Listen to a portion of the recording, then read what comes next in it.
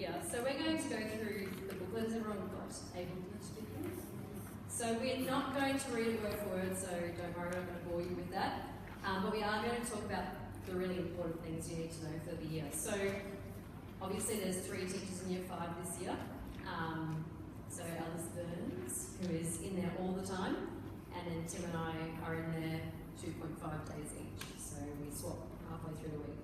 So if you ever need to contact us about anything, the email is down the bottom on the front. We all can see those emails. So yeah, it's really important that if you need to let us know something quickly, or you would like a meeting with us, with all of us, just shoot an email through to that and we'll be able to see that and arrange a time with you. Which is usually better anyway. It's better to meet with all 3 of us, just so we're all on the same page and we can, know what's going on with everyone. So if you turn over, there's just some information about what our expectations are with Year 5. And obviously Year 5 is that step up from Year 4, as it should be. But we are here to help the kids to manage that extra expectation as well. So we operate an open door policy. Please don't hesitate to come and see us. If your children are at home, they're struggling with homework, or they're struggling with just the demands of Year 5, please come and have a chat and let us know, because we don't know if you don't tell us. So basically we want to work as a team.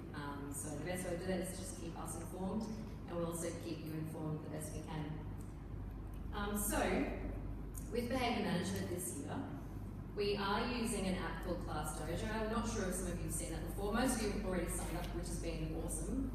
So Class Dojo is kind of a bit of fun. We like to give the kids positive points more than those negative points, because you don't want to focus on the negative all the time. So already in the last 2.5 weeks, you can see them watching the screen to see if they're getting positive points all the time. And I know that at the end of the day, they often want to know how many points they've got, because they want to know that they've been doing the right thing.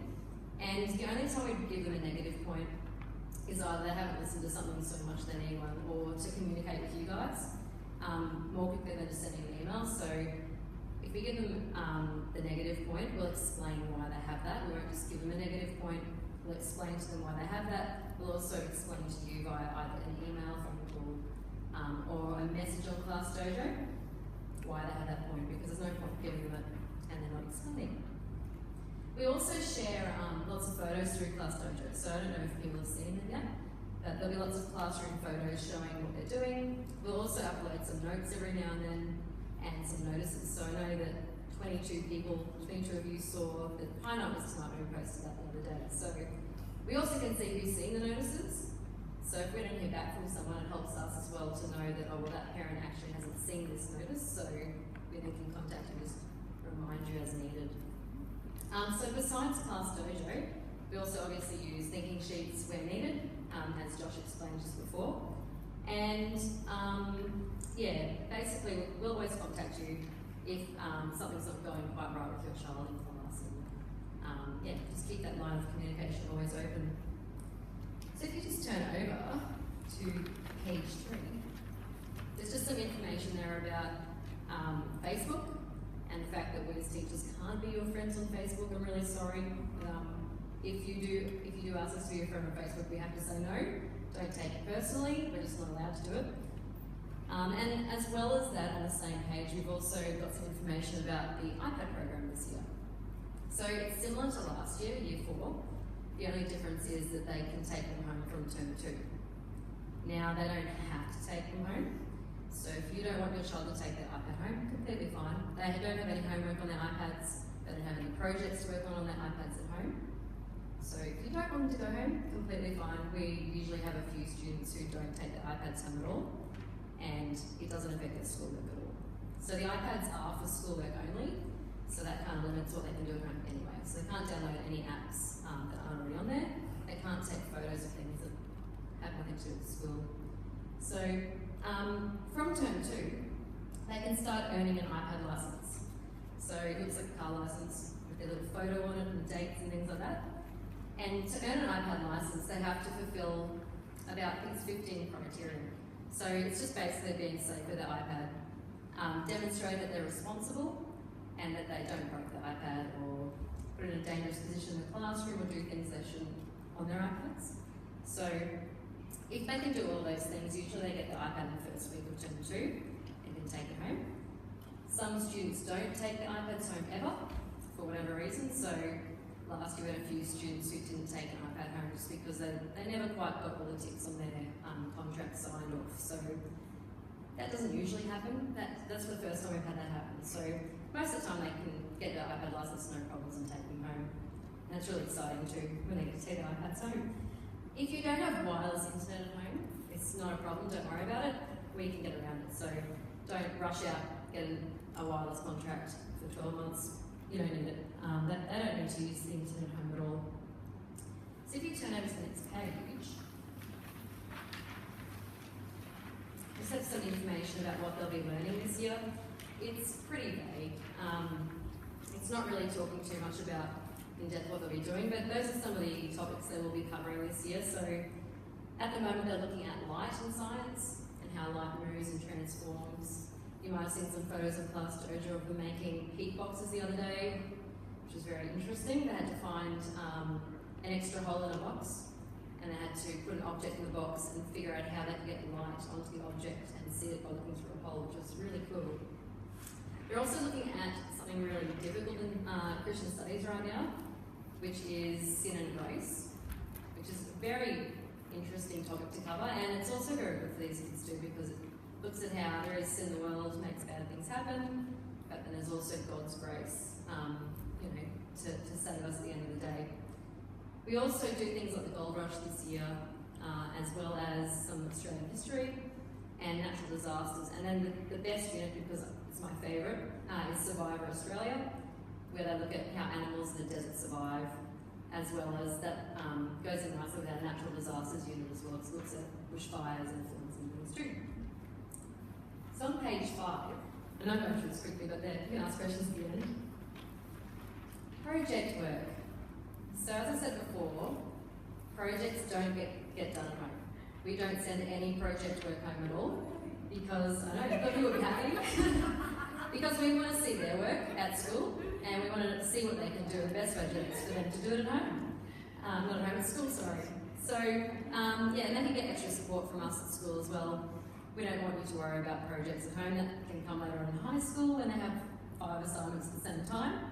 But for now, it'll be nice and they can just have homework for now.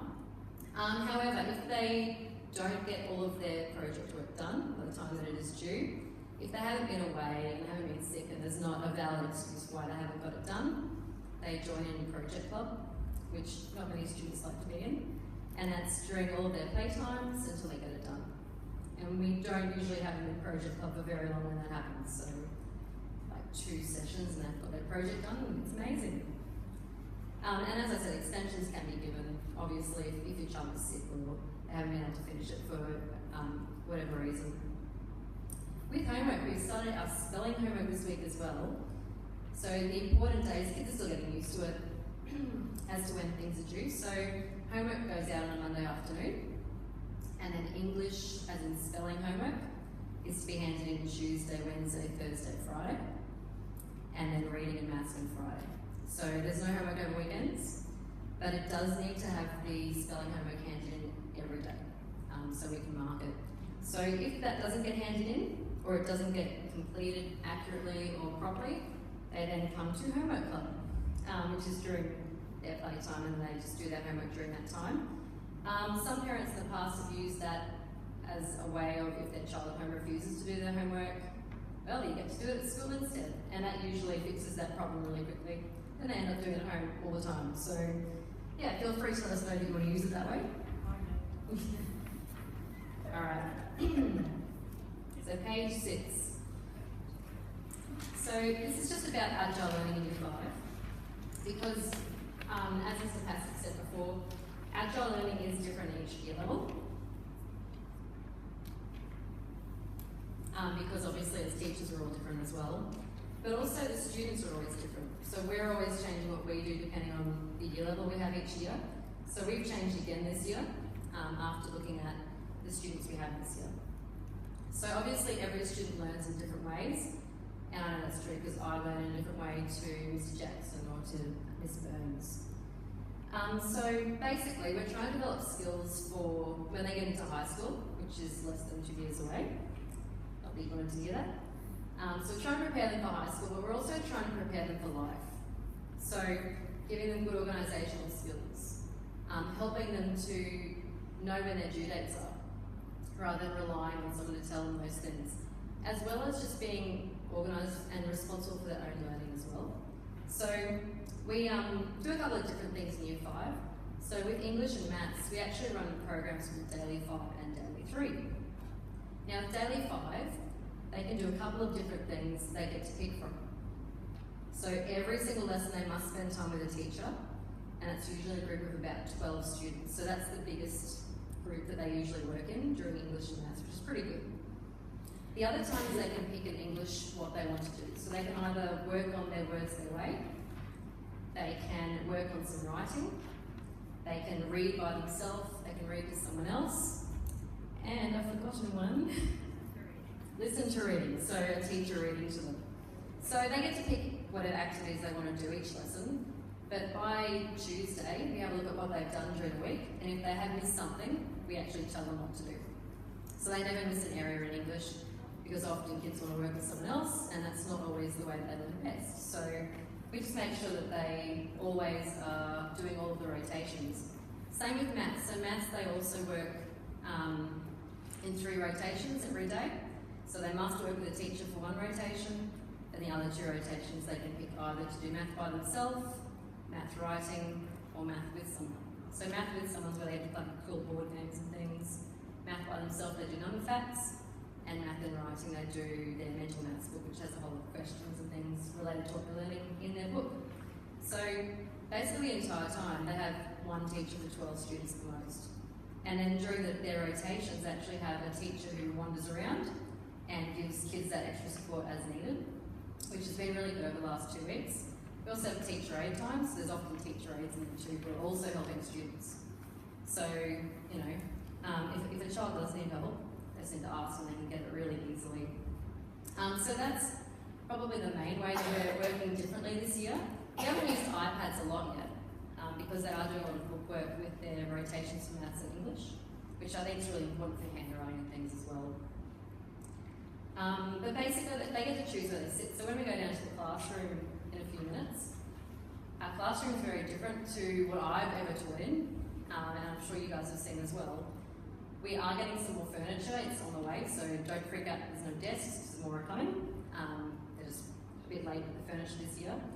But basically, students can sit wherever they want to sit, provided that they do the right thing.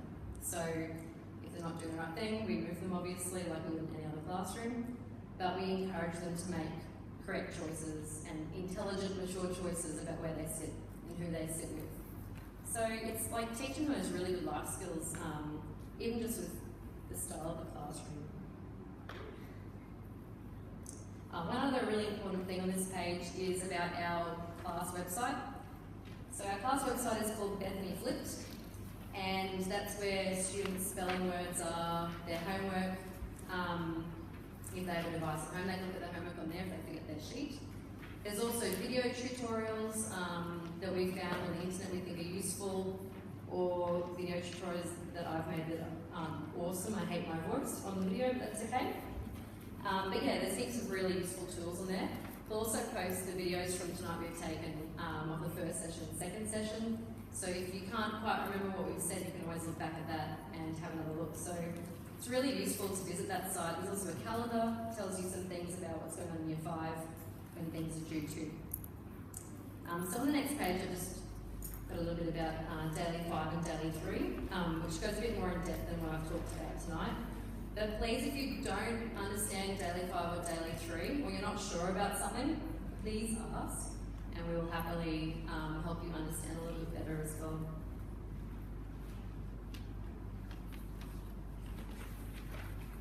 So we're nearly done with the booklet. So the last 2 pages are about the behavioural management policy we talked about with the thinking sheets just before, as well as a letter from our chaplain Amanda. So that's just to remind you of the process for behaviour management and thinking sheets, as well as some information from our chaplain, who's in Mondays and Wednesdays, and she's available to talk to any students Just make sure you get your permission notes back if you do want that to happen.